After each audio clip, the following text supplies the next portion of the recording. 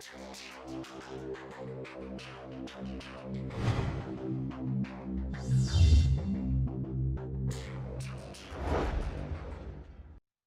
أصدقائي، اليوم نتعرف على شخصية عظيمة، عن زعيم تاريخي للعراق، زعيم كل كلامه عبر وحكم. نشوف الفيديو. أحذر نفسي وأحذر الجميع من أن الفتنة الجديدة التي تريد أن تلتف. هذا هو الكلام العظيم، سمعتوا؟ يقول الفتنة التي تريد أن تلتف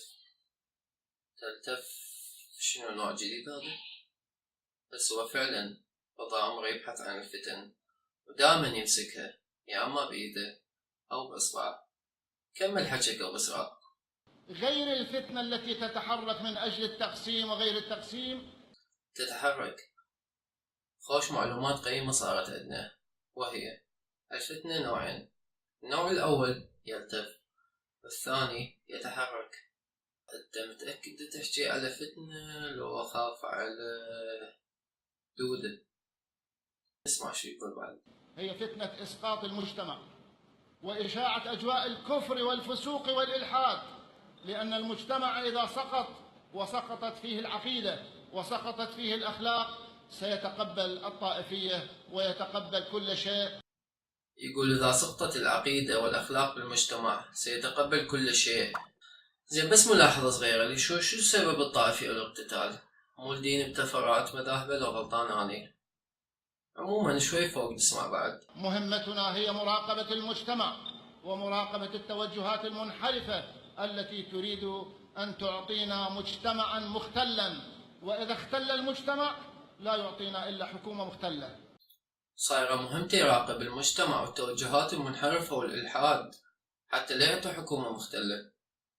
زين، عفوا حكومتك الإسلامية اللي حكمت 8 سنين مبين ما كانت مختلة، مو سموك مختال العصر؟ يقول إذا أراد نظام سليم يجب أن يكون المجتمع سليم، أي خالي من الإلحاد، أي إسلامي. بس الغريب إنه المجتمع أغلبيته الساحقة إسلامي مثل ما تقول حسب قانونك، فليش النظام مختل طول الوقت؟ تعرف ليش؟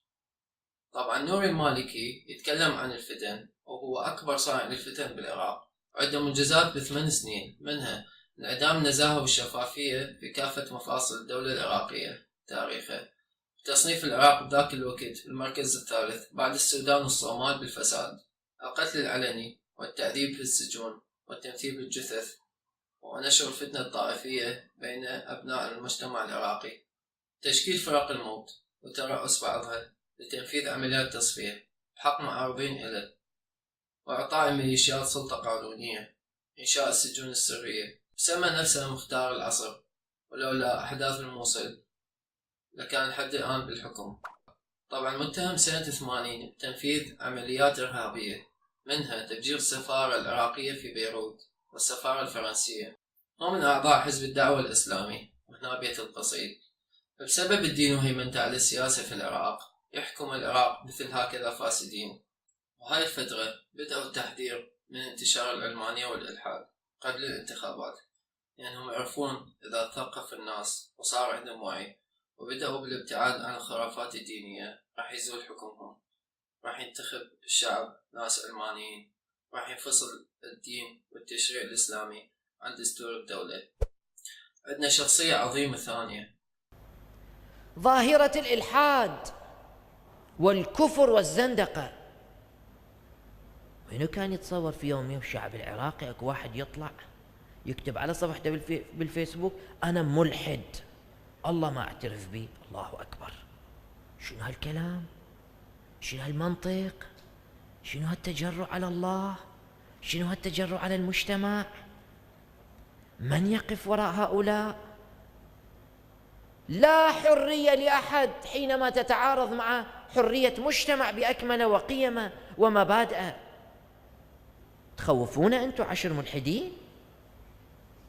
نحتاج إلى وقفة حقيقية بوجه من يشيع الفكر الملحد في هذا البلد. نلاحق من يتعاطى المخدرات وفيه ضرر على الجسد، لا نلاحق من يتعاطى الفكر الملحد وفيه ضرر على العقيدة ومستقبل. ولكن أيضا هذه الشركات والشبكات التي تروج الإلحاد تحتاج أن تضرب بيد من حديد وتوقف عند حدها. طبعا دائما رجال الدين سياسة يحاولون يصورون أن هناك من يقف ويمول التنور حسب نظرية المؤامرة، لأن يريدون الناس يقرون كتب محددة تخلي العقل ما يفكر. يقول السيد نحتاج وقفة حقيقية بوجه هذا الإلحاد، على أساس مشكلة العراق من أكثر من 14 سنة كان الإلحاد، مو كان تسلط الدين السياسي على الدولة وتحويل البلد إلى بؤرة من الفساد والتخلف. بلد مختل يعاني من تسلط الدين وشرائع ونصوصه على حكم الدولة. يا عراقيين، إلى متى يبقى الوضع هيجي؟ إلى متى يبقون القتلة يسرقوكم باسم الله وغيره؟